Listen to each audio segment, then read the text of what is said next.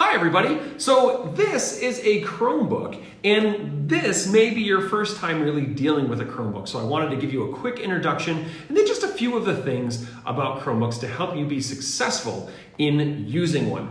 The first thing is Chromebooks they can be a little bit different from model to model and depending on what your district purchases.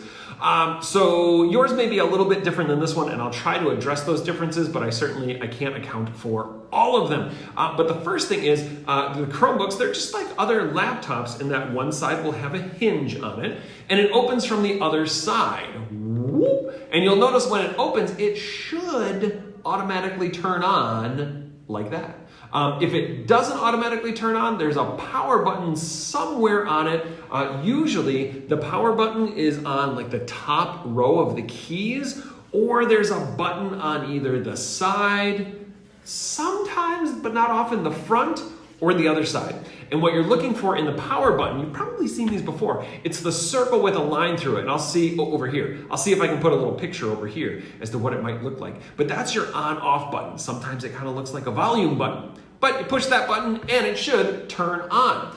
Now the other thing that I want to address with this, some Chromebooks open up like a normal laptop. Some Chromebooks can fold completely flat. Some Chromebooks, like this one, can fold all the way around so they act more like almost like a tablet, like an iPad or a tablet. But not all of them do that. So if you're opening your Chromebook and if you feel that it kind of hits a point where it's stopping, don't necessarily try to push it past that because we don't want to break it.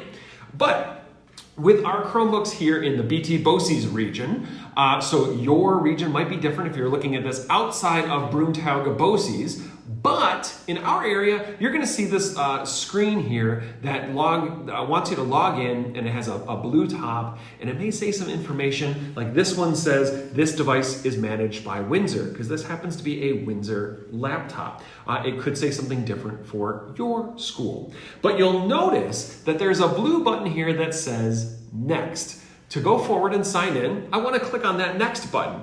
How do I do that? Well, some Chromebooks are a touchscreen, so you might be able to touch that blue button and go next.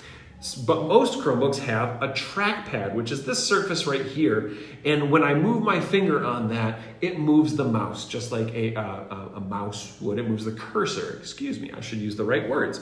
So I'm going to put my cursor on Next, and I'm going to click Next. Or I could tap Next if it's a touch screen. And you may get a screen that looks like this.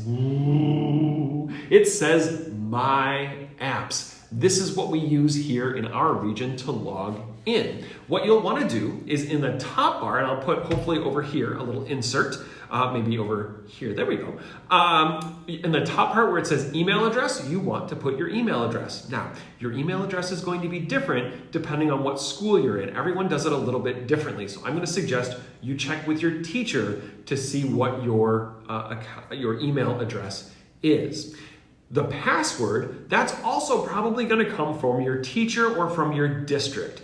And we want to make sure that just like with every other secure information, we don't want to share our passwords with our friends. Certainly it's okay for our teacher to know our password, and it's probably okay for our parents to know our password, but we don't want to share our passwords with our friends.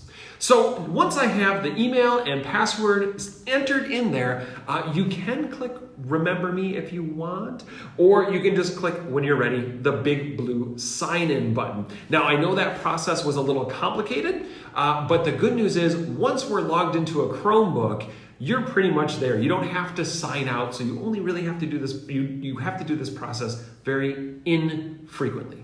So now that I've entered my password and my email and my password, it's logging me in, and it's just going to take a couple seconds, especially if this is the first time that you are logging into this device. But again, once you're logged in, I can see here now, it's gone to this nice, pretty blue screen, and there's some icons that appear at the bottom. You are all set to go. When you're all done using your Chromebook, you can close it, and when you open it back, more than likely, it's still going to be logged in as you. That's one of the nice things. You don't have to log in every single time. Now, the one thing I do want to say is that depending on how your district sets up your Chromebook, you may only be able to log into it using your school account. But certainly if you have any problems with this, feel free to reach out to your district and they can get you in touch with some people that can help. But that's the basic of how to sign in, turn on and sign in a Chromebook. In a second video, we're going to look at how to change your network, because if you're working at home, you may need to do that. So we'll check that one out next.